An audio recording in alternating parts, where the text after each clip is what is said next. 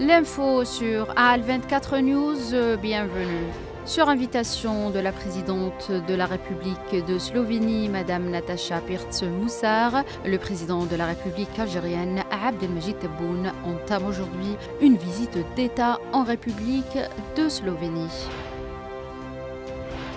Les autorités algériennes ont demandé au chargé d'affaires de l'ambassade de France en Algérie, reçu dimanche au siège du ministère des Affaires étrangères, que les agents français objets d'une affectation dans les conditions irrégulières fassent l'objet d'un rapatriement immédiat vers leur pays d'origine. Cette convocation du diplomate français serait intervenue après le constat de manquements flagrants et répétés de la partie française au respect des procédures consacrées en matière d'affectation d'agents auprès des représentations diplomatiques et consulaires françaises en Algérie.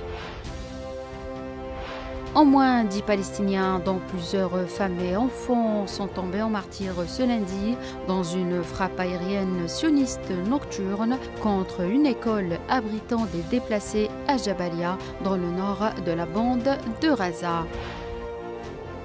Plusieurs milliers de personnes, dont 3000 à Berlin, selon la police allemande, ont manifesté dimanche en Allemagne pour l'interdiction de l'AfD, un rassemblement qui intervient alors que le parti anti-immigration conteste une décision du renseignement intérieur de le classifier comme extrémiste de droite.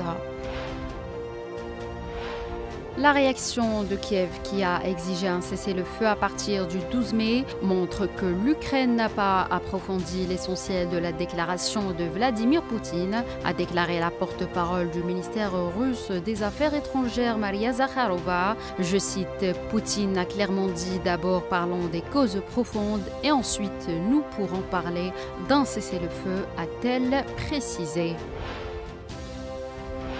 Les investissements dans les actifs du secteur ferroviaire chinois ont augmenté de 5,3% en glissement annuel et ont atteint environ 27 milliards de dollars de janvier à avril cette année, a indiqué hier l'exploitant ferroviaire du pays selon la China State Railway Group. C'est la fin de cette édition. Merci de l'avoir suivi.